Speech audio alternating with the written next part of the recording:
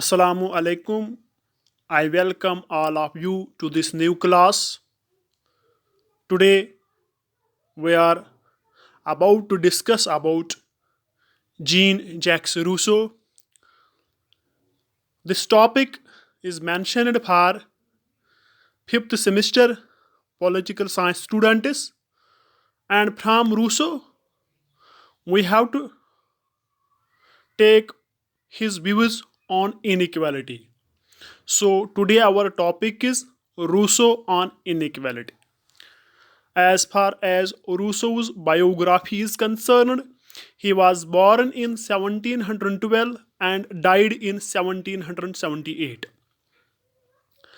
Rousseau's parents died at the very early age.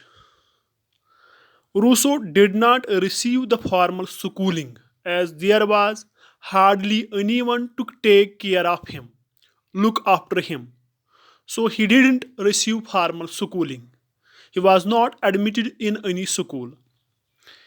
He fled from the Geneva at the age of 16. Geneva is a place in Switzerland where Rousseau attained his birth, and from Geneva he fled at the age of 16. जब Rousseau 16 सालों के थे तो वो Geneva से चले. He moved to France at the age of 32. जब Rousseau की उम्र 32 साल की थी तो रूसो फ्रांस चले गए. इन 1750 1750 में रूसो ने एक बुक लिखी the discourses on the arts and sciences, जिसको फर्स्ट डिस्कोर्स कहा जाता है.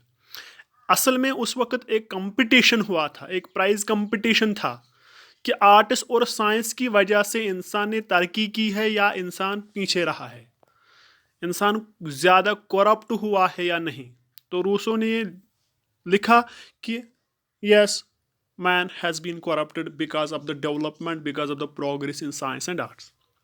In 1752, he again wrote the discourses on the origins and foundations of inequality. Rousseau ने जो दूसरा डिस्कोर्स लिखा वो 1752 में 55 में लिखा, जिसको हम कहते हैं discourses on the origins and foundations of inequality. और हमारा यहाँ पे ज़्यादा फोकस इसी पे रहेगा क्योंकि हमारा जो टॉपिक है वो रूसो ऑन इनइक्वालिटी है. In 1762, he wrote the classic work on political philosophy, The Social Contract. The Social Contract Rousseau ने जो एक अहम बुक लिखी है जिसमें से हमें रूसो की पॉलिटिकल फिलॉसफी मिलती है, वो है द सोशल कंट्रैक्ट.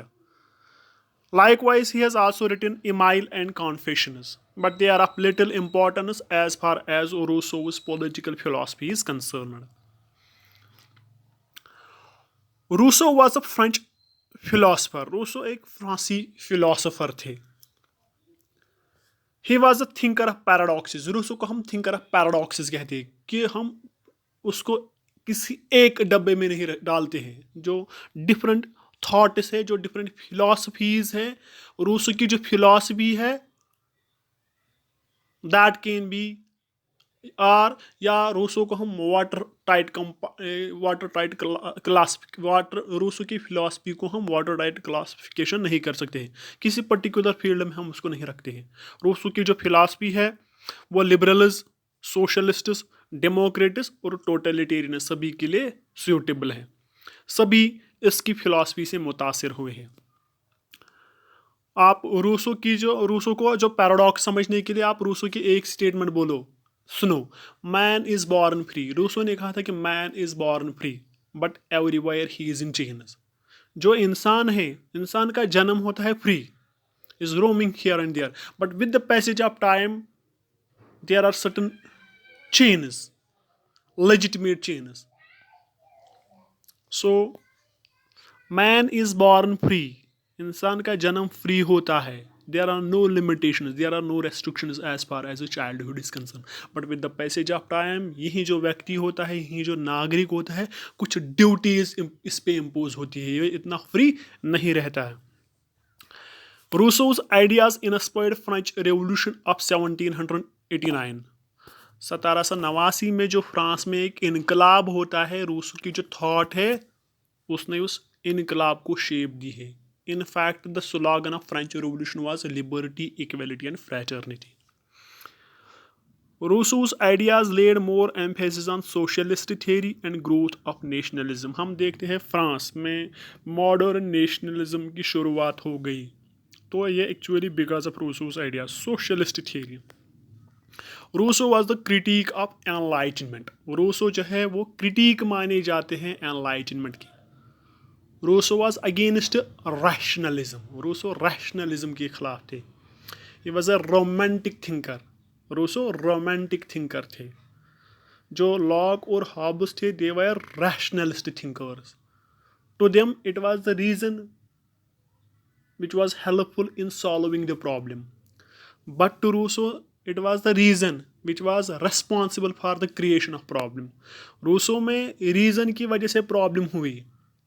लोग romantic थे. People were having feelings for other people. लोगों में feelings थे, भावनाएं थी, emotions थे, sentiments थे. वो social रहना चाहते थे. But it was because of this reason that created the problem and the state of nature which was a state of peace, idyllic blissfulness जो पहले थी वही कन्वर्ट हुआ इनटू स्टेट ऑफ वार. तो it was because of reason. तो enlightenment एक philosophy थी, एक टाइम पीरियड आया यूरोपियन हिस्ट्री में which was focusing more on reason and science logic. It was saying that every solution can be provided with the help of reason when you follow your reason, rationality, wisdom. Rousseau gave the concept of popular sovereignty. Rousseau ने concept of popular sovereignty दिया है. Popular sovereignty means that sovereignty resides with the people. People are the real sovereign. He was against the representative government. Rousseau was against the representative government. He was in favor of direct democracy. So to Rousseau, representative democracy may be suitable for a brief time, but with the passage of time, these representatives may become corrupt. They may not continue with the public sentiment in the longer run. Rousseau was an inspiration for liberals as well as socialists, democrats, and totalitarians. That's why I have already told you that we cannot fit Rousseau in one field. Rousseau's main concern was on social inequality. Rousseau का जो main focus था ना वो social inequality था. Rousseau कहते हैं according to Rousseau the progress in political and economic field, जो हमने पॉलिटिकल फील्ड और इकोनॉमिक फील्ड में जो हमने प्रोग्रेस अचीव की है, हासिल की है, that has been at the cost of, that has been at the expense of social inequality. समाज में सामाजिक इनइक्वलिटी ज़्यादा पैदा हो गई. नो डाउट इकोनॉमिकली हम काफ़ी ज़्यादा प्रोग्रेस, इकोनॉमिकली हमने काफ़ी ज़्यादा प्रोग्रेस की है, डेमोक्रेटिकली हमने काफ़ी ज़्यादा प्रोग्रेस की है. अगर हम जॉन लॉक की थ्योरी पढ़ेंगे, थ्योरी ऑफ नेचुरल राइट्स, जो पार्लियामेंट्री डेमोक्रेसी पे बाद में अप्लाई होती है, तो हमने इकोनॉमिक क्षेत्र में काफ़ी ज़्यादा प्रोग्रेस की, हमने पॉलिटिकल क्षेत्र में काफ़ी ज़्यादा प्रोग्रेस की. But as far as the social field is concerned, large disparities come into existence. Rousseau उसी चीज़ को क्रिटिसाइज करते हैं. According to Rousseau there are two types of inequalities. Rousseau के अनुसार दो किस्म की इनइक्वालिटीज़ होती है समाज में. एक होती है नेचुरल इनइक्वालिटी और दूसरी होती है unnatural inequality. Natural inequality and unnatural inequality. जहाँ तक नेचुरल इनइक्वालिटी का ताल्लुक होता है, दैट्स प्राकृतिक, कुदरती, which is due to our birth, हमारी जन्म से. उसको हम, जो इनइक्वालिटी हमारे जन्म की वजह से पैदा होती है उसको हम कहते हैं नेचुरल इनइक्वालिटी. जैसे जेंडर, क्योंकि Rousseau also laid more emphasis on man as compare to women. Gender, color, race, stature, religion, these are some of the grounds on which there is inequality, and this inequality is called a natural inequality. And there is another type of inequality that's called unnatural inequality. अगर हम जो natural inequality को बाद में हम construct करते हैं, हम प्रेफरेंस देते हैं किसी पर्टिकुलर कलर को, किसी पर्टिकुलर रिलीजन को, किसी पर्टिकुलर जेंडर को, रीजन को, कास्ट को, तो जो ये अब कंस्ट्रक्शन, जो नेचुरल इनइक्वालिटी के जो ग्राउंड से अगर हम उनकी कंस्ट्रक्शन को तरजीह देते, प्रायोरिटी देते, तो दैट बिकम्स अननेचुरल इनइक्वालिटी. तो Rousseau was against this unnatural inequality. तो according to Rousseau, Rousseau was one of the social advocates of social contractualist tradition. Originally people lived in the state of nature. Rousseau कहता है कि before the formation of state, before the formation of civil society, people lived in the state of nature. लोग state of nature में रह रहे थे। But unlike Hobbes, in the state of nature of Rousseau, all people were equal. सभी लोग equal थे। Man was a noble savage. जो man था वो नोबल सैवेज था, वो नोबल था, वो सैवेज था। He was like animals. He was roaming here and there. He was roaming free. There were two qualities which separated man from other animals. दो qualities ऐसी थी अकॉर्डिंग टू रूसो जो एक इंसान में पाई जा रही थी, जो इंसान को सेपरेट करती थी, डिफ्रेंशिएट कर रही थी बाकी एनिमल से। That is pity and self preservation.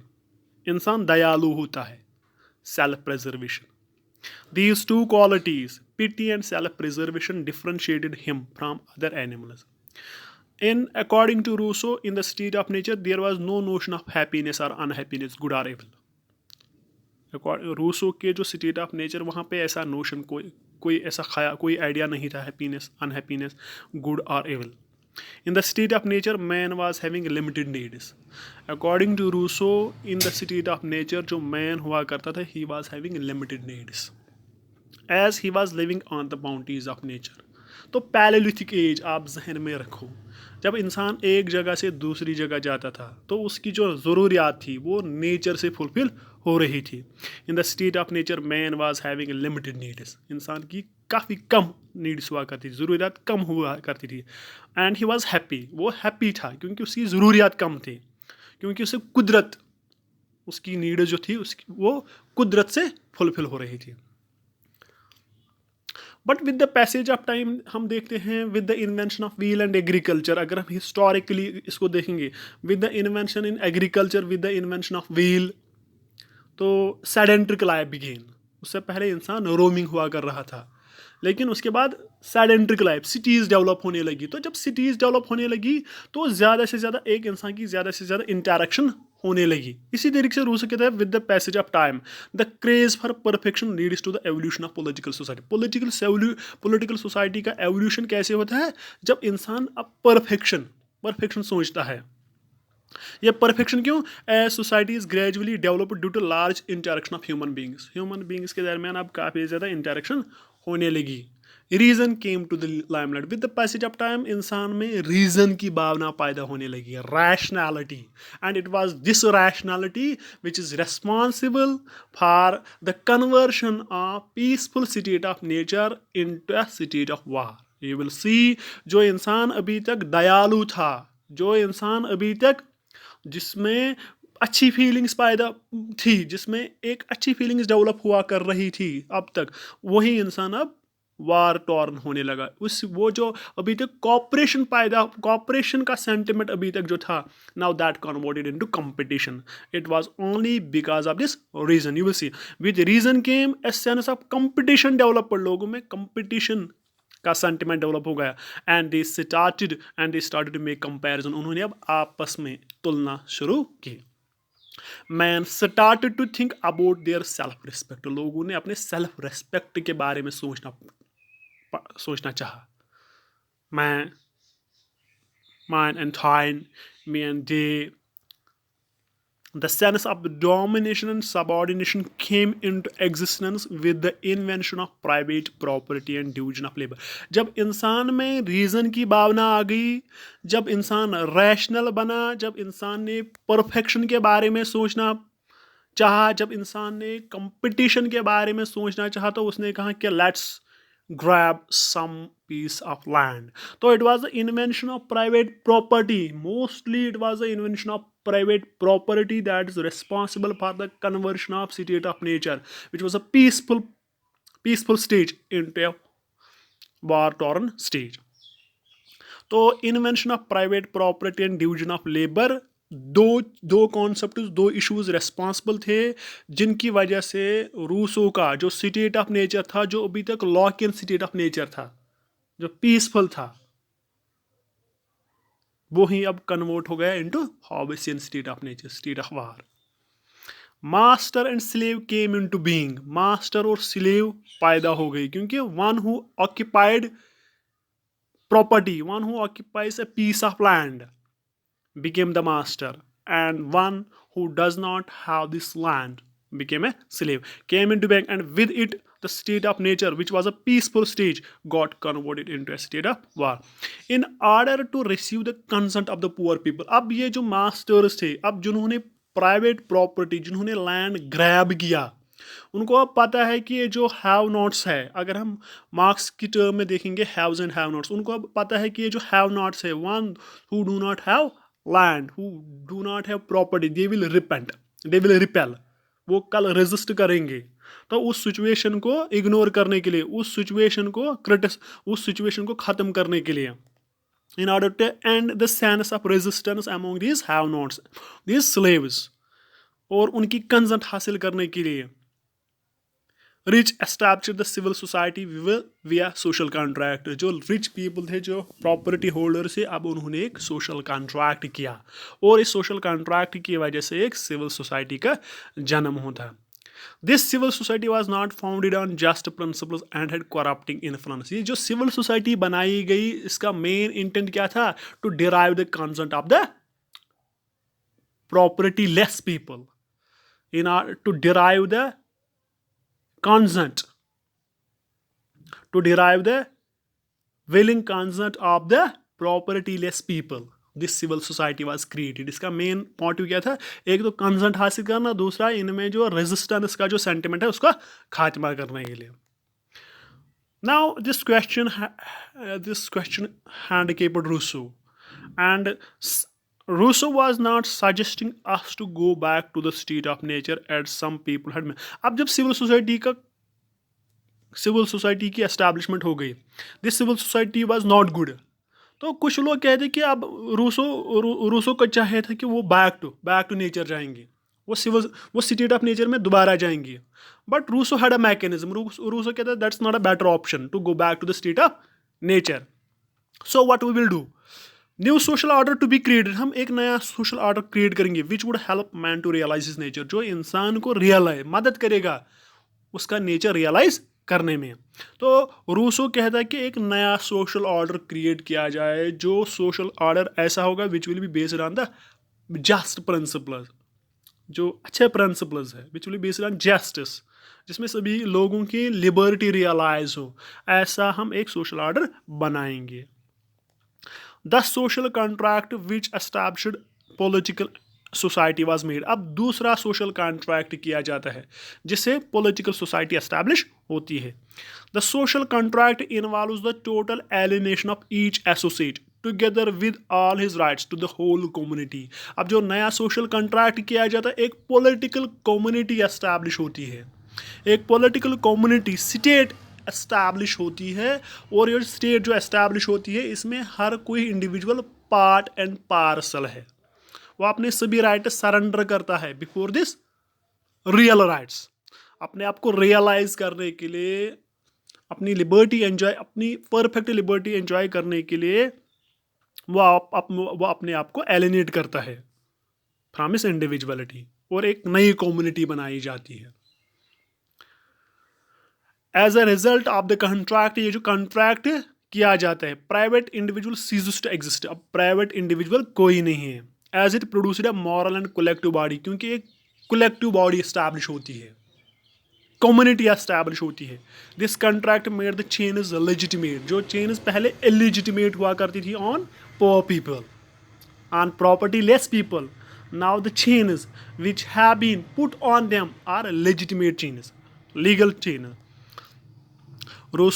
According to Rousseau, man must be forced to be free, आप इंसान को फोर्स करो कि वो फ्री, जनरल विल का कॉन्सेप्ट यहाँ पे आता है। I have an example. According to Rousseau, man must be forced to be free.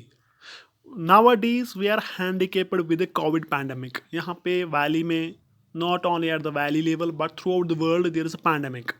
And government is constantly issuing orders regarding lockdown. But this lockdown is in our favor.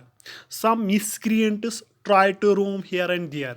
they may create a problem. In the long run, it's not only in the interest of that individual but also in the interest of the community as a whole. आप लोगों को prevent करते हो, आप लोगों को बैठते हो, आप सोशल डिस्टेंस मेंटेन करो, आप घर में ही रहो, लेकिन ये उस इंडिविजुअल जिसको आप कहते हैं ये ना सिर्फ उसकी भलाई के लिए, अगर वो बाहर जाएगा तो may be if he is good he may gate infection, तो इन द लॉन्ग रन ये उसके फायदे के लिए भी है.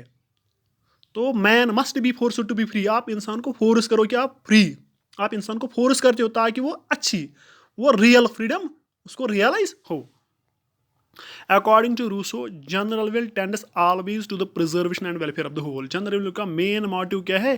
Preservation and welfare of the whole. सभी लोगों की बहबूदी, सभी लोगों को प्रिजर्व करना. It always aims at the public good and common interest. इस जनरल विल का कॉमन इंटरेस्ट है, इसका ये पब्लिक गुड के लिए इसका ख्याल रहता है, rather than at the private interest. Private interest पे ज़्यादा फोकस नहीं करती है क्योंकि ये कलेक्टिव विल है सभी लोगों की, लेकिन collective will of real will is sum of real will is of all is called general will. एक इंसान की दो विल्स होती है, मोस्टली एक इंसान के पास दो विल्स होती है. एक ऐसी जो प्राइवेट सेंटर्ड सेल्फिश होती है, दूसरी कि वो अपनी बहबूदी के साथ साथ कम्युनिटी का बहबूद भी सोचता है, अपनी अच्छाई के साथ साथ वो कम्युनिटी के बारे में भी अच्छाई सोचता है. एक इंसान क्या करता है, वो ड्यू टू द डार्कनेस वो क्या करता है, वो एक बल्ब लगाता है बाहर को कि वो शाम को निकलेगा, उसे फ़ायदा मिलेगा, लाइट होगी. तो उस बल्ब लगाने से सिर्फ उसी इंसान को फ़ायदा नहीं है, उस इंसान के साथ साथ उस इलाके से जो भी लोग शाम को निकलते हैं उनको फ़ायदा है. तो कलेक्टिव गुड है. तो एक इंसान के पास दो विल, अगर वो इंसान सिर्फ अपने बारे में सोचेगा that's called private will, selfish, self centred. लेकिन एट द सेम टाइम एक इंसान में दूसरी भावना होती है, वो कम्युनिटी के बारे में भी कभी कभार सोचता है. वो जो उसकी कम्युनिटी के बारे में जो थिंकिंग है, कम्युनिटी के वेलफेयर के बारे में जो थिंकिंग है, यही विल जब सभी लोगों में होगी उसको हम कहते हैं रियल विल. जब हम उस रियल विल्स को सम करते हैं, summation of the real wills of all is called general will. It's produced when all sacrifice their private interests unite in aiming at something public good. तो general will तब हम produce करते हैं जब सभी लोग अपनी प्राइवेट विल को सैक्रिफाइस करते हैं, प्राइवेट इंटरेस्ट उसको सैक्रिफाइस करते हैं ताकि उन्हें कोई पब्लिक गुड रियलाइज हो. Rousseau suggested that if we take away the various particular interests which conflict with one another, what remains is the sum of differences is the general will.